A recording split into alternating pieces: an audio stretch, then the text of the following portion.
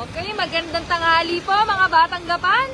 Kamusta po kayo? Okay, andito po tayo ngayon sa may tulay po ng Gapan papunta sa bayan ng San Leonardo.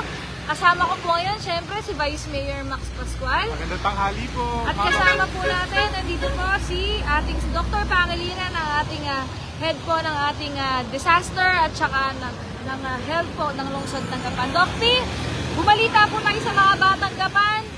Kahit po wala na pong pasok yung mga eskwela, kamusta po yung panahon natin ngayon bagyo? Okay po. Magandang umaga po sa Batang Gapan. Magbibigay lang po ako ng update regarding po sa Bagyang Paulo. Ito pong alas 9 po ng umaga, nag-landfall na po ang Bagyong Paulo sa Dimapigi, Isabela po. Bagamat hindi po tatamang direkta ang bagyo sa lungsod ng Gapan, inaasahan po natin maapektuhan po tayo ng kanyang, kasi ang diameter niya po mas malaki, maapektuhan po tayo ng... Malaki yung bilog niya. Yes po. Opo. Maapektuhan po tayo ng katamtaman hanggang malakas na pagulan. Okay. Inaasahan po natin na mamayang hapon, lalabas din po sa kalupaan si Bagyong Paulo. Okay. At bukas po ng umaga, inaasahan po natin na mag-exit na po siya ng Philippine Area of Responsibility. So, ibig sabihin, ano po, tawag dito, papasok po yung bagyo, matatamaan tayo, pero dulo. Yes, ma'am. Yung dulo po ng bilog. Tama po. Okay. Yung probability of con po, matamaan po tayo noon. Okay, so wag na po kayong mangamba, mga Batang Gapan.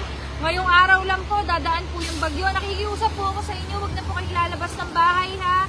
Kung hindi naman po importante at kailangan, hayaan nyo kami na lang po, yung lumabas ng bahay. Pero sisiguraduhin po namin iligtas kayo. Dokti, mga bilin po natin. Mga Batang Gapan, pakiusap lang po, kapag sumuulan po yung mga bata, wag po maliligo sa patubig, sa ilog po, para hindi po malunod.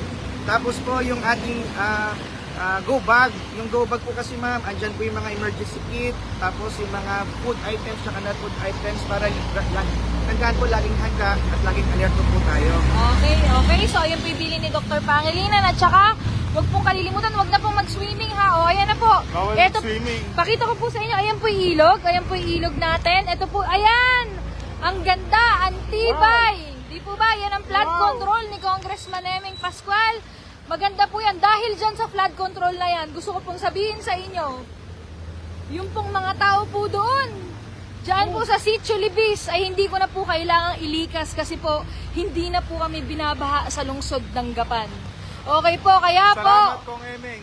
kaya po gusto ko sabihin sa inyo, hindi po lahat ng sinasabi nila na pangit na flood control, hindi po lahat kasi yung dito sa lungsod ng Gapan, napakaganda, pinakikinabangan, matibay at standard po, okay?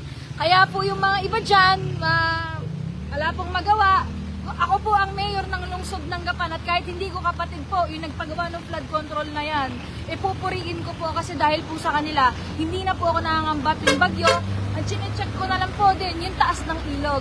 Pero halos ala na po tayo nililigas dito, di po ba?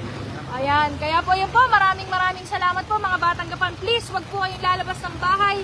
Kami na lang po iikot sa Gapan. Walang mag-swimming. Nakikiusap po ako sa inyo. Okay, ingat po tayo mga Batang Gapan. Dadaan lang din po yung bagyo. Safe po tayo. Dulo lang niya sa atin. Tama, Doc Pete? Tama po. Okay, sana po hanggang bukas maganda na po yung araw po dito sa lungsod ng Gapan. Ingat po mga Batang Gapan. Bye-bye! Bye-bye.